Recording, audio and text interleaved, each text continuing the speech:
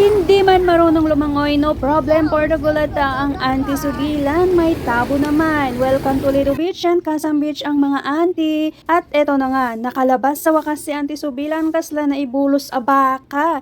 Excited na excited maglower-lower dahil after a billion years ay nakatikim na din ng day off sa wakas. Hindi marunong lumangoy pero ang gasti-gasti sumama sa baybay, OMG.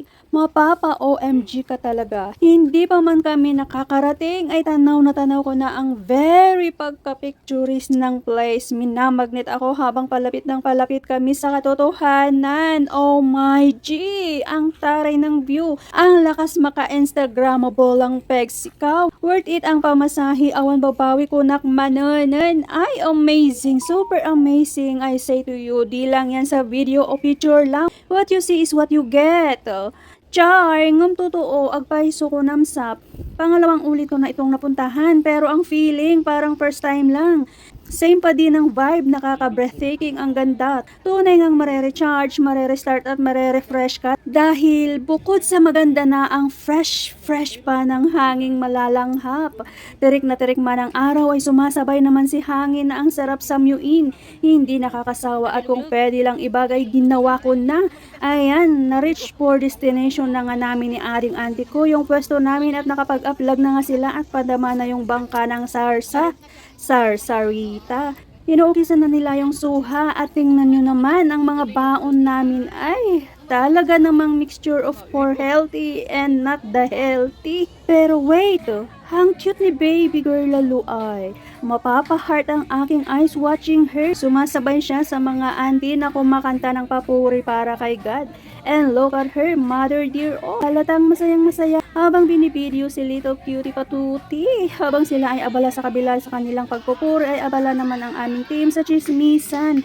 Ay, ase, minus 10 sa langit, mga auntie. At ayan, dumating na nga ang backer ng team na nag-sponsorship ng asol na yelo at di daw kumpleto ang basbas kung walang kampay at yampoy. Ngirit na ngirit ang mga auntie. Mga ngiting bibihira mo lang makikita kapag nasa amongst house sila. O, diba? Agree with agree. Ang ganda talaga ng tanawin, di ba? Super blue, Dubai by water. Yan yung sundo nga pala naming barko, nakatambay lang.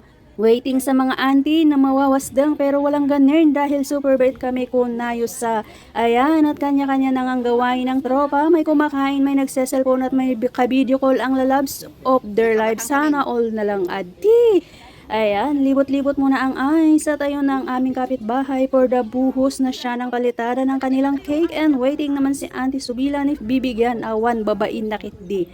O diba, sarapness overload, mga handa nila. Happy birthday nga pala ate, masaya talaga pag day off. Nakakakain ka ng masarap lalo na pag may kasamahan kang pwedeng magluto sa kabahayan ng kanilang mga amo. Kaya super thank you talaga sa mga among ganito. Considerate na hindi madamo. Nakakita na ba kayo ng bughaw na yelo?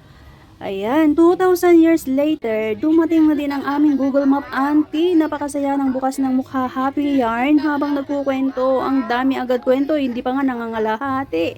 Char! Nakakain ba yan? Bakit ang liliit? Pero in fairness, green na green, sabi nga nila, eat green. Ang kapitbahay namin, maglalaro daw sila. Kami naman kakain na naman, walang katapusang kain-kain.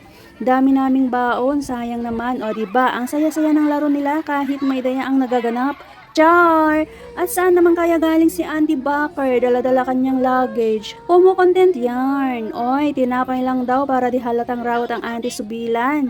Naka-shades yarn. O, kami lang naman po ni Auntie Google Map, cutie. For the sabak to the swimming na daw kami ay isti sila lang pala dahil nakalimutan natin paano lumangoy. Nakikita niyo ba nakikita ko? Yang tulay na yan? Tulay daw yan sa pag-ibig na walang hanggan. Char! Walang ganern. O diba nakita nyo na walang hangganan ng tulay. Buti pang tulay, walang hangganan. Pero, ay, apay nga, wrong shades, Auntie Subilan. Huwag kang mangibabain. Oo, ganyan, ayusin mo. Pansin nyo bang nilingon ko yung tulay? Aakyatin ko sana, kaso mahirap na. Baka tayo mabiral, mahirap umintindi ng mga buzzer.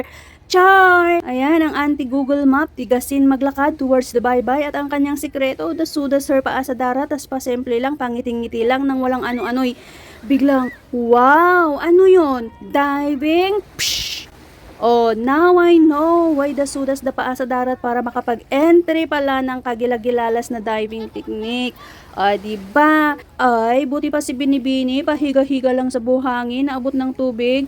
Anong feeling? Tas ayan na, may sarili na silang mundo. Ako naman, pa-video-video laang. Basa kasi yung tubig, di ako nagdala ng kaputi. Sayang nga eh.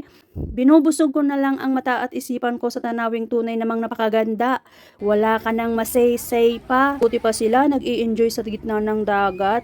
Ako, ito, tamang tanaw lang sa kanila at nang ma-rescue agad-agad kapag biglang natuyo ang dagat.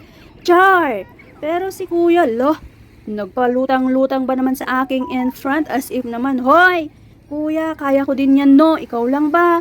At ayun na nga, ang mga auntie kong tatlo nasa trampoline na at nagtuturuan pa yata kung sino ang mauunang maglulundag-lundag. Ang titigas ng mga ulo, sabi nang wag pumunta doon kasi kakaiba yung current ng tubig. Abay, pinagpilitan. Yan tuloy, ginamitan kayong ng megaphone. Mapala nyo. Pero mga manhid ba, may pa-cute-cute pa, papusing-posing pang nalalaman tapitsuran daw. Ay, ano kayo? Bakit kasi din nyo ako sinama? Pero di ba agree kayo na ang ganda-ganda ng kapaligiran kahit paulit-ulit pagmasdan, hindi nakakasawa. At ayan na yung auntie kong matigas yung ulo. Nagpakitang gilas ba naman sa harapan ko? Floating daw pero didma ako.